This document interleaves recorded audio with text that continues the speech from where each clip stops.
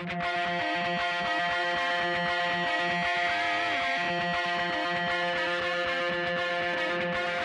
listening to the Roofing Success Podcast, a show created to inspire roofing contractors to achieve optimal success in their roofing businesses.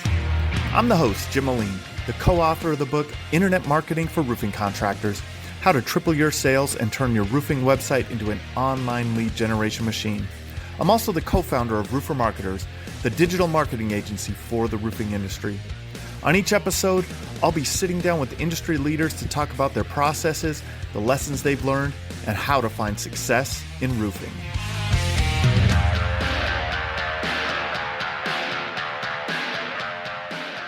Hey, welcome to another episode of the Roofing Success Podcast. As always, please share, please comment, please like, please subscribe wherever you're listening on any of the podcast networks. If you're watching on YouTube, really, it helps to grow our audience, get this content out to more and more people. And also, if you want to continue the conversation beyond just listening, go to Facebook, type in Roofing Success, and join the Roofing Success Facebook group.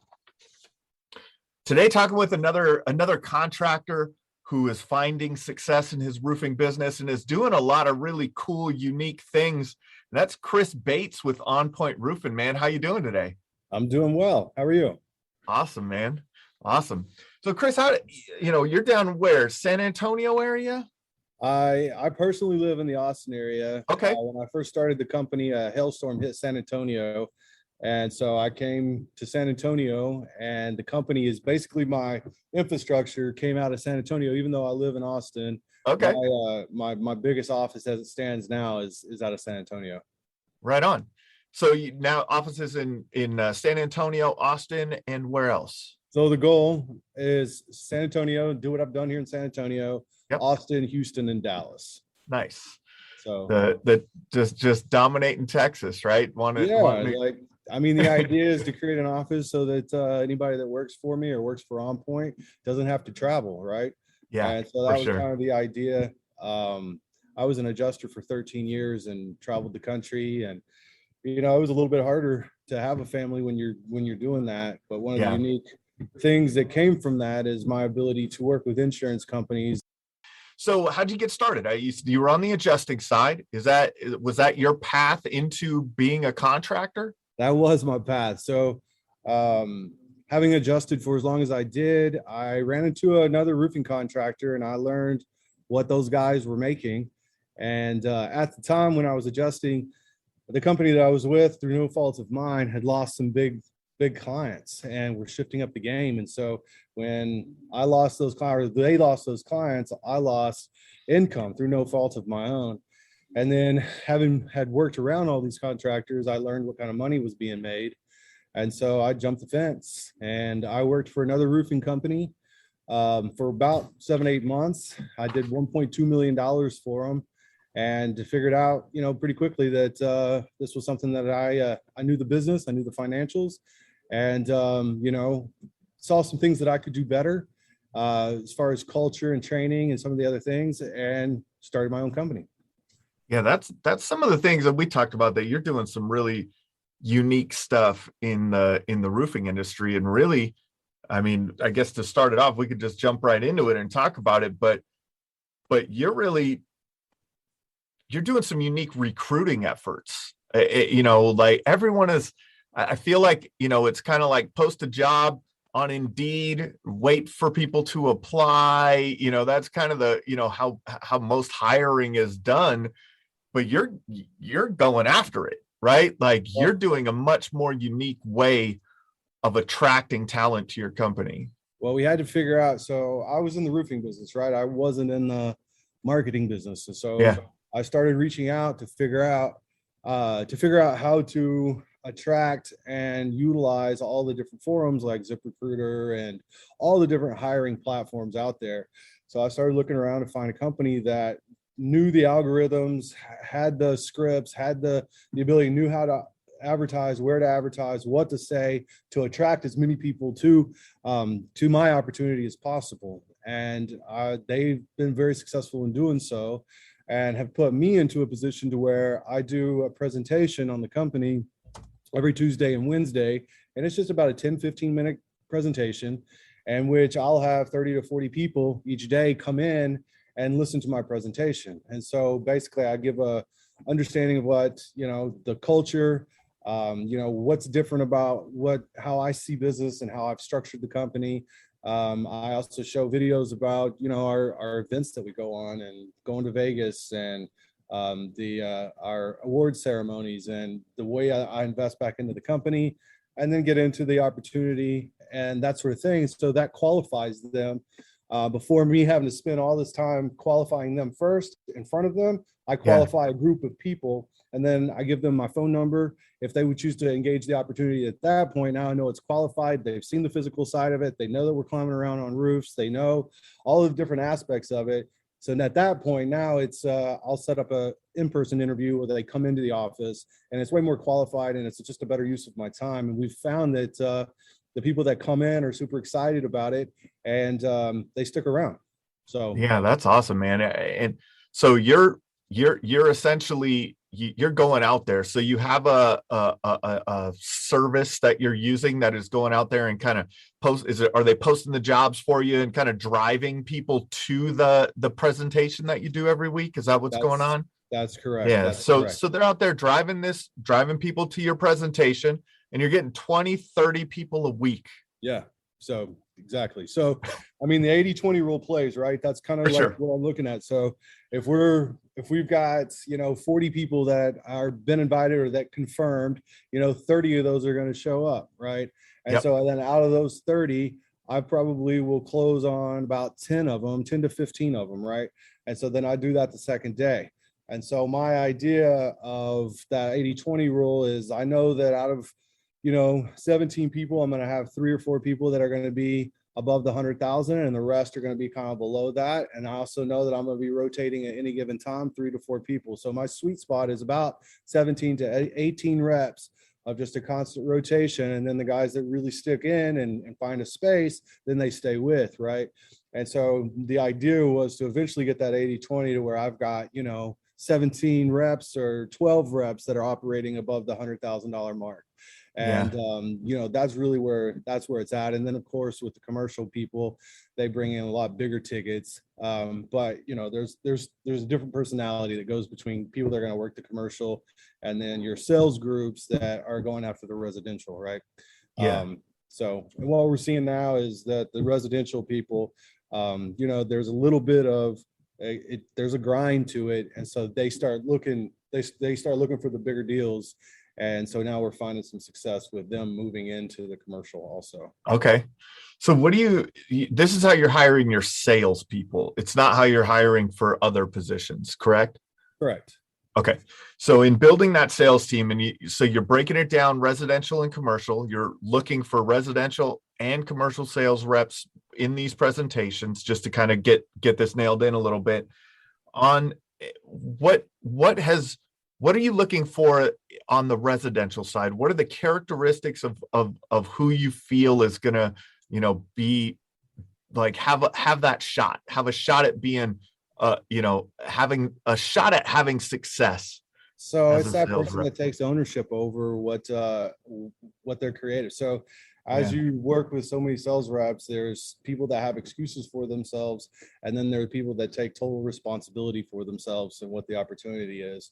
And you can always tell, like, when you've got a good rep, that beginner's luck always plays out. When that rep's intention is clear, for me, what I've been able to recognize is their beginner's luck is always there. They'll go right out the gates and they'll have success. Then after that, they'll experience a little bit of a lull, and they got to get into, where the honeymoon's over, so to speak, and really go through the curve. But what I've learned is that I'll have reps that come on, they're super excited, and then just nothing.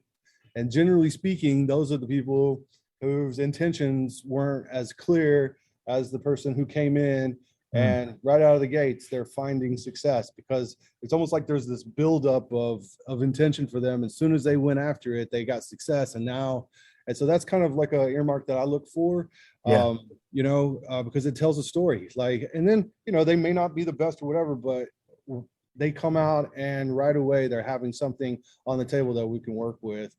And then the people that are not able to do that, I mean, I can count on one hand, the amount of time I was hoping that rule wasn't correct. Yeah. Just ended up wasting my time. And so now, as I've gotten further into this and have got a lot more experience in the hiring process, I'm a little stricter with that process. Even though you want to have a big heart, even though Yeah. you want to feel like, and they're selling you like, man, I just need another chance. I need another chance.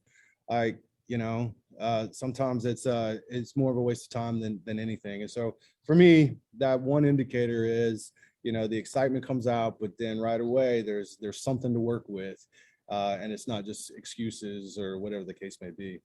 Yeah. It's like it's the person who recognizes the opportunity that's in front of them and goes for it. Right. That kind of creates that luck. Right.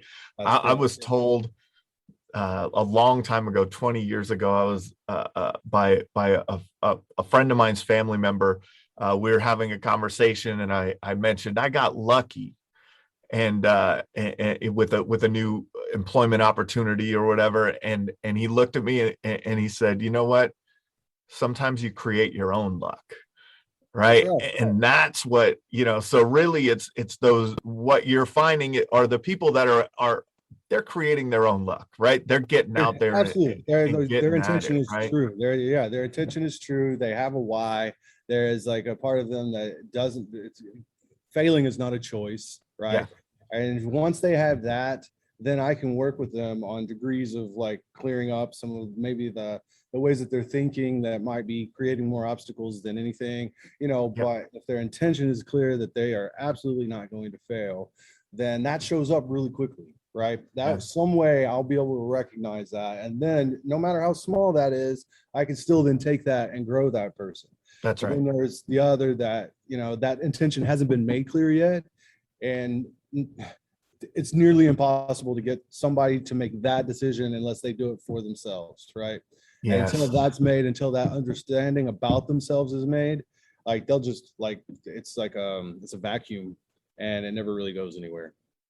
And then on the other side of that, you're hiring fast, but you're firing fast too. Absolutely. I mean, hire fast and fire fast. And I know that sounds a little bit ruthless and insensitive, but at the end of the day, this is business. And if you're going to come in and you're going to receive all the resources and the umbrella and the innovative things and the socials and all the things that are going on with this company, you have to move as quickly as this company is moving and be on that level with the company so that we all feed off of each other, so that we all grow together. If you allow, things that are not feeding the entity just to exist because they're a good person, then, that's not good business. I mean, that's being a good person, but that doesn't necessarily keep the lights on, right? And all the people who are actually putting into it are also good people, and they're putting in, so they get out, right? They get in, they get out of it what they put in,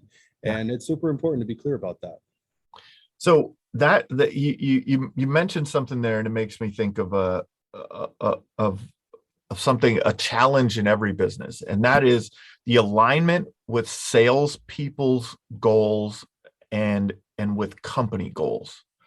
How are you trying? What are you doing to align those two things and get everyone pointed in the right direction? So, companies' goals align with salespeople's goals in a weird way, in that this is my baby, right? So of course my goals for this is going to align personally with me. And that's not always going to happen with the sales reps, because the sales reps' goal is to make money, right? Yes, they enjoy having a vibrant place to work. They enjoy having an admin team that's got their back and that's first class. They enjoy all that, but their motivations are, more geared towards their family and their intentions of what they want to do with their money. And so I can't say that I really require my sales reps to become company men. That's not the way I look at it. That's not the way I was when I was in that situation. So the way that I combat that, or not even really combat that, the way that I meld that together is just through appreciation, through doing like the award ceremonies, doing qualifiers that are a lot of fun, where we go do, K1 racetracks, or we go out to Vegas and ATVs in the desert. 2 years ago, we all went skydiving, right? This year, we're going to be out at Lake LBJ and boats and sea-doos, right? So it's more about the culture. We've got ping pong tables. We do fight nights, UFC fight nights, and all these different things that create the community, right? So Yeah. then the company becomes a part of enriching their life in a way that most don't. And I think that's the way that I align their goals with the company goals, is just through inclusion and quality of life, right? Yeah. Proper training, and making sure things get done appropriately, making sure their paychecks are paid, making sure like everything that's on my side of the commitment is done, and done very, very well. If a ball is dropped, it's not on my side of the gate, right?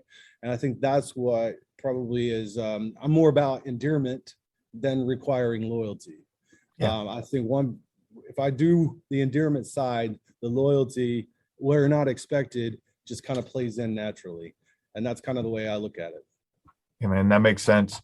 And it's, having that company culture and having some fun with everything, and having people that they want to work there is a great thing. Now on the commercial side, we talked a little bit about the residential side, what you look for. What are you looking for in those commercial sales reps that's different from the residential sales rep? Your commercial reps, they're going to have their ability to see and manage the project is a lot cleaner. They don't have to be so hand to mouth with the quick payouts that come with the residential. A lot of times they've already got experience in high dollar project management. They have the ability to get in with the business owner. They have the gift of gab. They have the gift of doing all of the social things that go along with building the relationships and working the social dynamic. They've got the patience. They've got the ability to come in and really look at and work, if they're working a call list, if they're working Reonomy, if they're working, if they're just walking through doors and bringing pins and donuts and kolaches, and they're building that relationship with those gatekeepers. It's just kind of a little bit of a different mentality, and it's a lot longer. Yeah. There's a lot more details involved, a lot more money being moved around, and then build out and all the different forms that go along with it. So attention to detail, and I find that a lot of times it's my ladies, the sales reps that are ladies, they do very, very well in the commercial world because they enjoy that part of it. And just, to be honest, their attention to detail is super strong. And I'd say that's just another level of attention to detail is what I'd say. For sure. Yeah, definitely. So you guys are recruiting a lot. And so now, you're finding you're trying to get these people out of the gate as fast as possible, finding them success as fast as possible, or letting them go. Right? One of the two. How are you training these people? They're not all coming from the roofing industry, I would assume. No. So, because what we do is once I'll do a interview day, which is Thursdays, and I'll have 11 to 12 interviews. And then I have everybody come in on Monday at 11 o'clock for training, and we do an onboarding. And then we have a video series that I plug everybody into that takes them from the canvassing to objections to sales strategies and question and answer after that. So I send them through that process in which we program their minds as to how to look at the canvassing aspects and all the objections, of course, sales, right? And then once that's in, I will link them up with some of my senior guys to ride around, start to understand the gap. And then my main focus is roofing 101. What can I do? How much information can I get into your head that's going to help you at the door? And that's my only focus. All the other stuff I don't really want to focus on. I want to focus on talking points that are going to help you set up that appointment.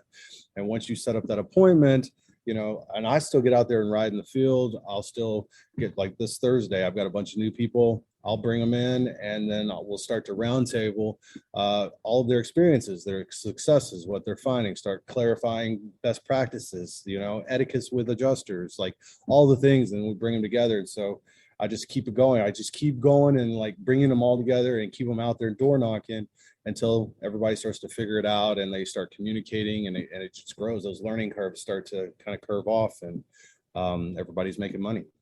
Yeah. What do you find that timeline is for a residential sales rep? So, I mean, it depends. It depends Yeah. on it depends on what their past was. I've seen guys come out in 2 months where they're rocking and rolling. I've seen others, they'll stall out 3 months. Right about 3 months, if they're not hitting it, if they haven't found something to be excited about, we start looking at like there's an issue. But I'd say right around that 2 month period is where you really start to kind of you've been able to get 7 or 8 deals in the lineup. You started to get your voice at the door. You're not like all timid. Hi, my name is Kris, like you're showing up as a project manager. You're showing up there as, I tell everybody, it's like going to an audition. If you were going to an acting audition and the part was told to you that you already had 100 of these deals done, you had $50,000 in the bank, and you were making $10,000 to $15,000 coming in, who would you be? How would you project yourself? What kind of conversation? What would you think about yourself? And then show up at the door as if you were that person. You're going to an audition. Every time you knock on that door, play that role. And then pretty soon that role will become you. But I used to record myself, and then I'd let it sit, and then I'd come back to it in a day, 2 days later. And if I had anything negative to say about myself, or if I was like, man, I wouldn't buy from that guy, or if I had any inflections whatsoever, I would be super hard on myself until I would finally get the presentation, in which once I went back and listened to it again, I was like, yeah, man, that was super solid. There it is. Right. And so that's how I kind of got past, those initial curves. And that's how I teach my people to do so too. And it seems to work. Yeah, man, game tape, right? Like, people don't think about that. Like I record all of my stuff too. I record everything. My wife asks me a lot of times, like I'll be at home, and I'll be listening to myself. And she's like, why are you always listening to yourself? It's crazy. And it's like, that's how you learn, right? That's how you learn. It's where you get the inflections. You see your own insecurities coming through that you might not have been able to see before. It's super helpful. It really is. Yeah. You go, man, that really didn't make sense the way I said it that way, or that wasn't the way I wanted to describe it, or right. Like there's so many little things that you could pick up from just hitting record. You just do that on your phone, or what? Like an audio? Yeah, I've got a hand recorder, and then if I don't have that, I've got the phone. Yep. And like even when I started doing these presentations that I'm doing on the Zoom, I'd stay up here and pace back and forth and be in front of the video, and I'd go watch it. Then I'd send it to family, and I'd be like, all right, well, what did you feel? Until I finally got it to where I wanted it now. And now I've done it so many times, I've even condensed it down to that's right. Pointed exactly what I want to say, and it's working real well. It's practice, right? Like it's just practice, and that I think a lot of times we would put a lot of pressure on ourselves, especially in a new career, in a new sales position. There's a lot of pressure to perform when really it's that you have to also think of it as practice, right? It's just practice. Every door you knock is just another rep, right? It's just another rep. And not that you can't get better each rep. You have to be conscious of getting better each rep, but it's still just another rep. I've done this before. I'm going to do it again. I've done like once you get to that place, like, man, I've done this before. I'm going to do it again. Like if I don't get the successful in this one, like chances are if I'm working the numbers, like it's going to come through for me. So that's right. There's no reason to dwell on, getting a no or not getting the reaction that you wanted. But the key is that repetition. I mean, I show people all the time. I have this huge knot right here on the end of my finger, and that's like I have door knocked. I mean, it's just insane, right? And it's just that repetition to where I show up at the door. I'm not showing up as a sales rep. I'm showing up as a project manager that has a very, very clean and concise idea of what I can do for you. And you instantly know it once you come in contact with me. I'm an expert in what I do. I'm super enthusiastic about it. And I'm going to follow through with everything I say. And that is exuded in the confidence that I bring to the door. And there's only one way to get to that. And that's just doing it over and over and over and again, and being honest with yourself and really listening to it, and not BSing yourself to thinking that you're better than what you might have been, because you need to go listen to it, because it's either working or it's not, right? And if it's not, then you're not doing something right, and you need to tweak it and figure it out. And that's what I did with my game at the door, and that's definitely what I'm trying to duplicate into my people. For sure, man. So is the main sales and marketing strategy with On Point boots and knuckles, canvassing door to door? We've got, I mean, we're changing up a couple of things. So my sales reps have always been my project managers. Now, one of the things that we're going to change up now is my top reps. So we're figuring out what the qualification is going to be. We're thinking it's going to be 3 consecutive months at 100,000. We're going to assign a project manager to those reps. So if you can prove that you can sell, we know now you can also manage. So now we're going to take the management side. We're going to give you a project manager. That project manager, after the negotiations, will take over that part of it, and I'm going to keep my sales guys selling, right? Yep. And then as it goes up, so that's one way we're going to kind of deal with on the sales side, to keep my top sales reps selling instead of bottlenecking with all the responsibility of project management. We're going to offload that onto an actual in-house project manager that'll sit on the jobs, that'll work all the crazy stuff that goes on with these jobs, and then my guys can still sell. So that's going to be one strategy just with our sales reps that are going to up our sales. Of course, we also use a company called Surefire Local, and they've been really good with our website. And we have like an app that we use that whenever we're out in the field doing whatever, it doesn't matter whether it's an inspection, an adjuster meeting, whatever the case may be, we take a picture of the area that we're in, and then we load it, and then it shows where our location is, so that Google then reads that we're in the neighborhood, right? And so when anybody in that neighborhood looks up according to whatever keyword, we've sent a picture with keywords like insurance adjusting, roof replacement, hail damage, all these keywords, and then we send it in. And now on a real time, I've got all these reps that are out in the field letting Google know where exactly we're working, and it's real time. So Google then looks at it and goes, okay, these guys have got reps that real time are in this neighborhood, so we're going to go ahead and bring you up on the search. And that's been pretty successful for us as far as getting leads coming in. Of course, we are heavy into social media. We do a lot of fun stuff with our social media. I've got some dance stuff that we've done, and I've got some kind of comedy stuff, and that's just really designed for community engagement, right? Yeah. So we take roofing seriously as our tagline, but we don't take ourselves too seriously, and we have a lot of fun. And so that's kind of our effort to engage the community, to let us know, become relatable, and I think that really kind of comes through. And of course, we do socials. So at my office here, we kind of took over a warehouse, redid it, put flooring in, I put a AC unit in, and put a nice Sonos system in, and we'll turn down the lights. We'll do an open bar, a food truck out back, and every 2 months we'll do a social. And it's basically designed to bring in all the industry. I mean, all the competing manufacturer reps. Like, we don't care. Like, if you're in the industry, and we don't care if we get the business, or if all the conversations, if some of these we're not included in the business, that doesn't bother us. We just kind of want to be a hub for a fun place for the industry to come in and bring in their potential clients, and have some drinks and have some good food, and chat it up. And so those have been a lot of fun and successful, and we're going to continue those. That's kind of, in the commercial world, it's a lot about who and who's worked on a past deal here and that sort of thing. And so that's kind of the idea behind why we do the socials, not only for the fun, but for the networking. Yeah, that's cool, man. The socials were an interesting thing. You guys really have an abundance mindset over there, because you're putting on events and inviting your competition and everybody else to this event. But it really is, it's so like, I think it's becoming more common that people are doing things like this, even the conferences and everything like that are happening.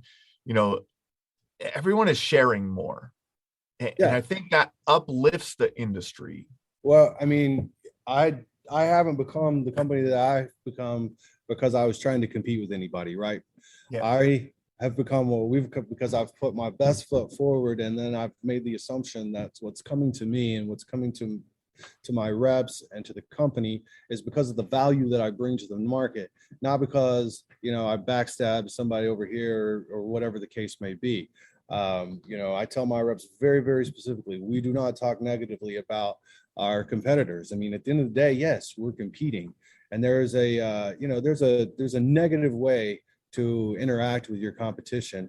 But there's also a positive way to interact with your competition. It still is your competition, and you may lose business to this person or this company for whatever reason. But if it's done in the nature of positive competition, of market competition, that makes me better. So if I lost this because of another company was doing something better than then so be it, right? And I think we can bring us all under one roof, under these socials, and kind of create that culture that just stimulates the market, right? And then you end up with companies that are operating in the same kind of space where we're doing what's right for the market instead of the negative stuff that we all know can go on. I think it's a way of combating that without crazy regulation, right? Yeah. And I'm just a believer in that. I think lifting people up, but also, what's the word? Positive competition. I think you can blend those, and I think it's super important. Yeah, positive competition, right? Like if a lot of, you're down in Texas, so a lot of football players, ex-football player, like you got out there and competed, right? Like, and at the end of the game, you go and shake hands, and and you learn from the experience, right? In every kind of competition, you guys said you had UFC nights and things like that, right? Like those fighters shake hands at the end of the fight, and they just punched each other and kicked each other and choked each other, and right, and then they shake hands. Right. Mm-hmm. And not that there aren't instances where there's some bad blood that happens because someone feels slighted in a certain way, but man, like I think that's a much healthier relationship with your community and in the roofing community in your area. And I think that the better companies will always rise to the top along with that, right? The companies that are not doing good or are being shady, right? Those they're not showing up at your social. That's right. That's exactly right. And and they can't, because the manufacturers know who these guys are, right? That's because right. A lot of times they haven't paid their bills. And so it's a small, it's a big industry, but it's a small world. Yeah. And the players that are really coming up, the manufacturers know who they are. They see the writing on the wall, and they definitely want that ticket. They know that, okay, this one is now stable and solid, and if he keeps growing on this one, it's going to be this much. And they're going to nurture those relationships. And the ones that just are the fly by night, they also see those too. They know, so they see it because they're the ones that are providing the material, right? So it has kind of a self-cleansing kind of aspect to it. How have the relationships that you've built with the manufacturers and with the supply houses and things like that, how have those relationships impacted your business?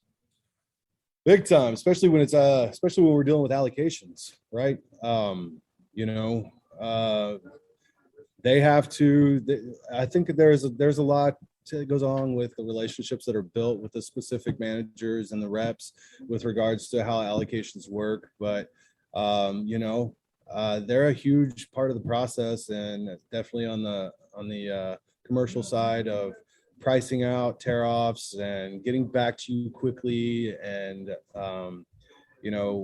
making sure that you're up to date on products, on shortages, on price increases, and that sort of thing. And so it's a super important. It's an integral relationship that is necessary, because like as you start to scale, you start wanting and needing lines of credit per job, so that you're able to, float those big material purchases, and then are able to get an interim build, so it's not killing your cash flow. And when you got 6 or 7 of them that are huge, and now you're floating, I'm not gonna get into how much, but like Yeah. you float big numbers, like those relationships and that trust that the manufacturer has with you is pretty enormous. It really is. They put out a lot of dollars. That's for sure. That is for sure. And that's for everyone, man. You gotta utilize those relationships. You gotta get those relationships with your manufacturers, with your supply houses. There's so many things from, that they can do for you, from marketing dollars to, to a lot of other things. So and that's they sponsor a lot of our socials, right? That's and right. They love to do so because we're bringing in all of their customers, right? So they love to keep their name in front of everybody, and they kind of compete with each other too. So all of them know everybody, and everybody knows everybody. So everybody works real well, and there's, just like I said, there's competition, and it's kind of fun to work the relationships. Yeah, definitely. So that's fun, unique stuff that you're doing, man. So anything else on the marketing side? You guys doing direct mail? You guys doing what are you doing? You said some SEO stuff. You got your door knocking. Anything that you've tried in the past that hasn't worked for you? Yeah, I mean, I really have, I've done a couple of direct mail, but that's super expensive. I figured out that if I could get the viewage on Facebook, then that's where I would do some of the fun stuff, so that I would show up. If they're clicking on me, then also my advertisements would show up. I found that was probably the most successful for us, just because it was the most cost effective too. That print advertising, you got to be super quick, and you got to have it all set up, and then it's a pretty good chunk of change. So we haven't really done that a whole lot. Yeah, basically our focus is just the social media, the fun videos, capturing all the content, bringing people into the company as if so you can watch our videos and you feel like you're a part of the company. And then lead generation, absolutely, with what we've done with our website, and focused on that side, where we're now starting to receive quite a few calls where we don't really need to do any of the print stuff. And then of course, our our base, right, will always be our groundwork, right? So if everything goes down, right, I'm dependent on, I've got sales reps that will go to the business and control the entire sales process, instead of waiting for leads to come in that could be, they've called 3 or 4 other roofing companies. That's another thing that's been that we've noticed, that since we've started doing it the way that we've done it, is that we're generating organic leads that came to us through our own efforts, and we're not really farmed out to anybody else. They're coming to just us, is what we're finding. So that it takes some time to build that up and get your reviews up and do all of those types of things. But once you do, that's people make the buying decision before before they call you a lot of times. And that, that's a great part of marketing. Now you got your sales are coming in, you're recruiting a lot of sales reps. What are you doing on, are you doing anything special on production day to create raving fans out of those customers, generate referrals from them? What are you doing in that regard? So absolutely. So I have my chief operating manager. She's got her chief assistant, and then our executive assistant, and then we have a full-time estimator. And so basically my admin team kind of operates at a very, very, very very high level. And so I take a lot of the billing, the final invoicing, the supplementing, all of that is brought into house. And I have trained my estimator how to supplement. We stay up to date on codes too. A lot of money's lost and left on the table because people don't know how to argue with the insurance companies about code. Insurance adjusters notoriously believe that wear and tear and rust and these things are not covered under O&L, and they certainly are. But because they're so trained to think, well, wood rot is not covered, we don't cover this. Well, we're talking about a different part of the policy, and under ordinance and law, if it's not specifically stated that there's an exclusion, which some policies have, yes, it is covered. And not only that, all the aggregate surfacing material is covered, right?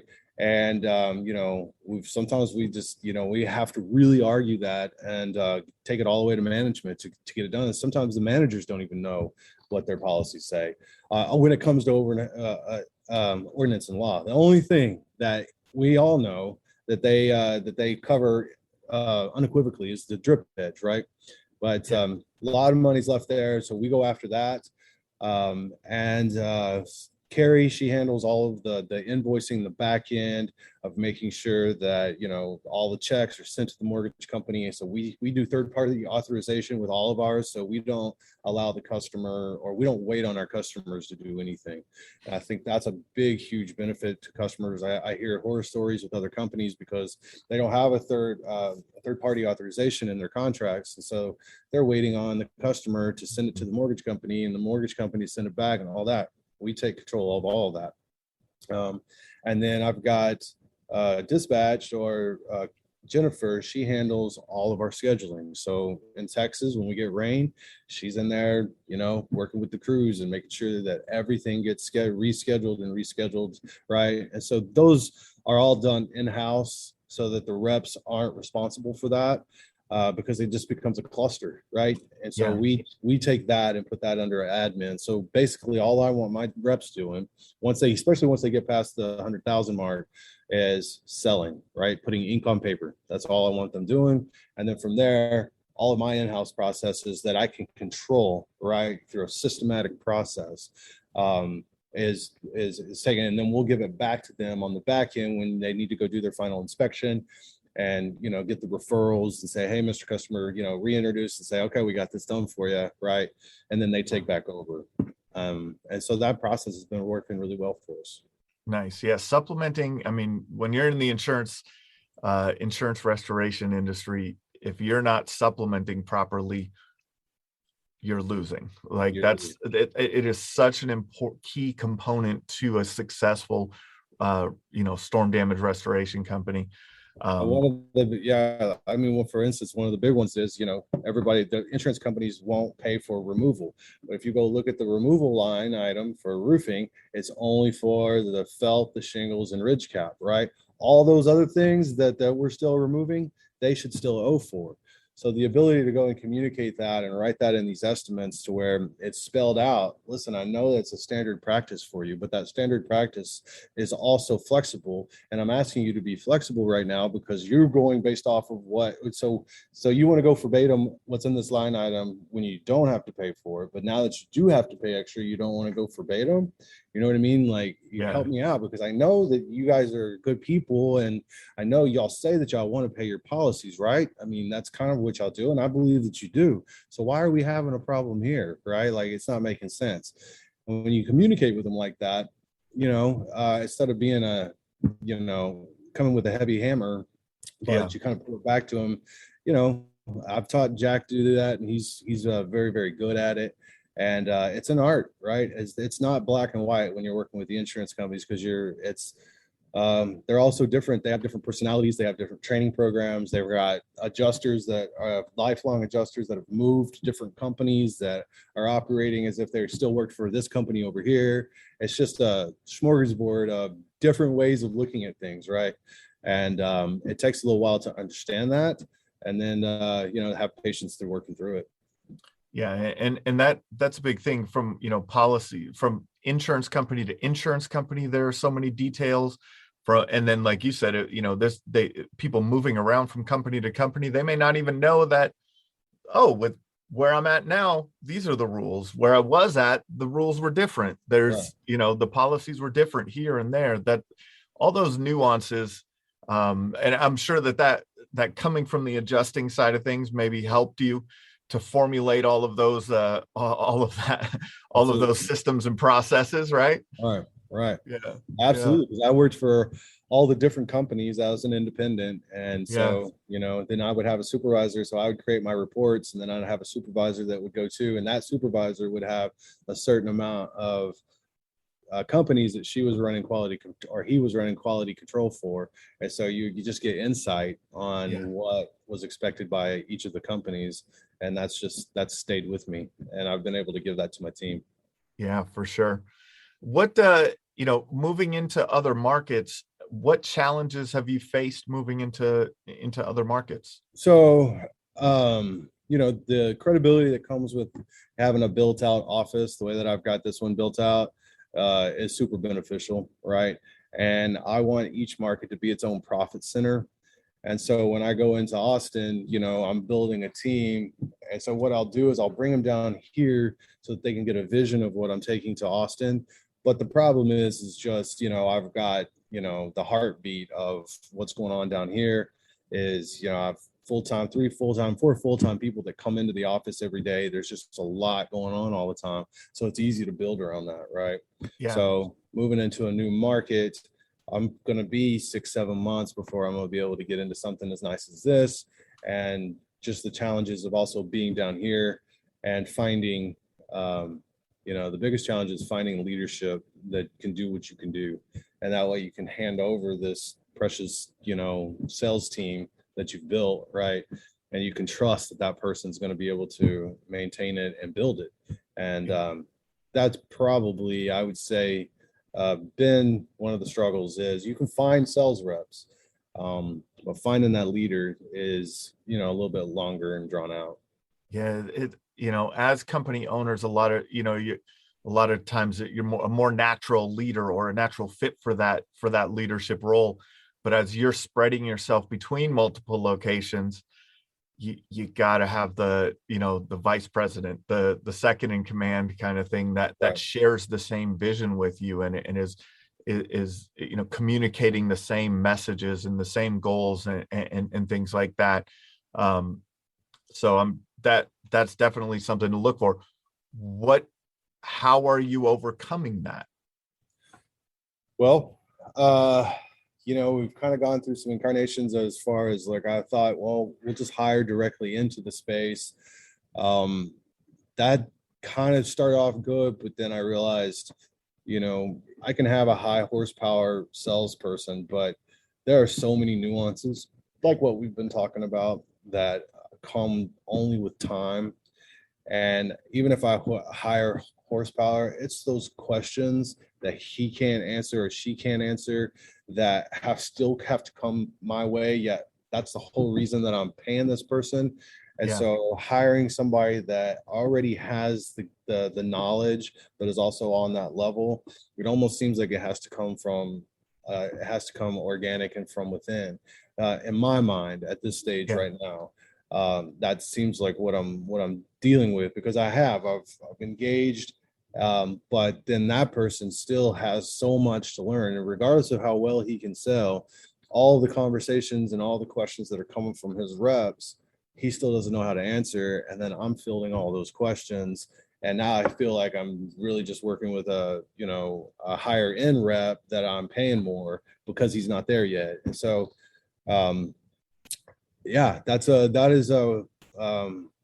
I think where I'm at now is I'm still just staying with the hire fast, fire fast, looking for looking for that talent and then growing them in house. And I'm content with that right now because it creates stability, and that's where I'm at. Nice. So what do you think the greatest insight that you could share with our audience is that's helped you find success in your roofing business? Oh man. Admin team. If you don't have a solid admin team, if you don't have, for me, I have an amazing chief operating manager that really, really roots everything in. Systems. If you don't have your systems down, if you're not consistent about how it all works, so from the point that it gets entered in to whatever CRM that you're using, right? How it's entered in, who's entering it in, when they're entering it in. Then from that point forward, tracking all of everything that goes on, making sure that your reps maintain quality control as to how they document their files, making sure that all of your paperwork gets loaded.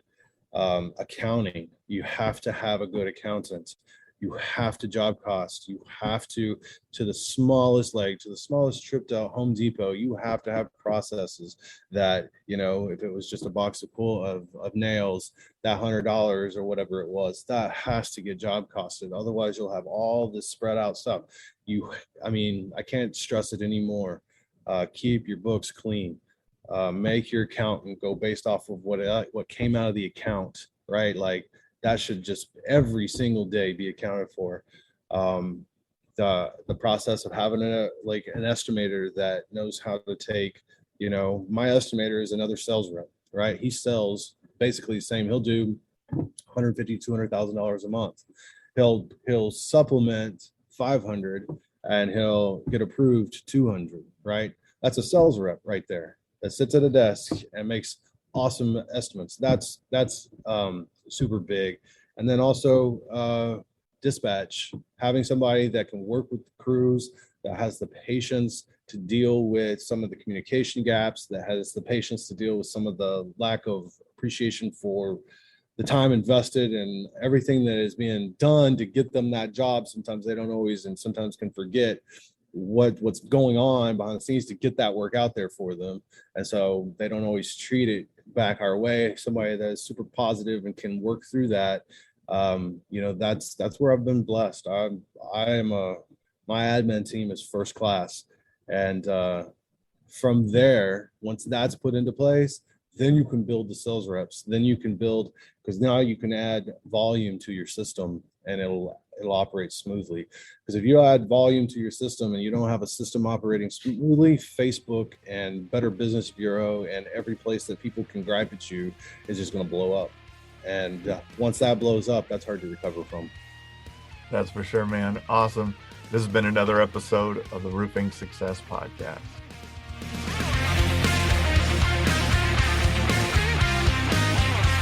If you would like to generate more sales through your digital marketing efforts, please visit roofermarketers.com and get a copy of the book, Internet Marketing for Roofing Contractors, How to Triple Your Sales and Turn Your Roofing Website into an Online Lead Generation Machine. Also, check the training section of the website for guides on everything from running effective pay-per-click ads to how to properly set up your Google My Business listing. This has been another episode of the Roofing Success Podcast. Thanks for listening.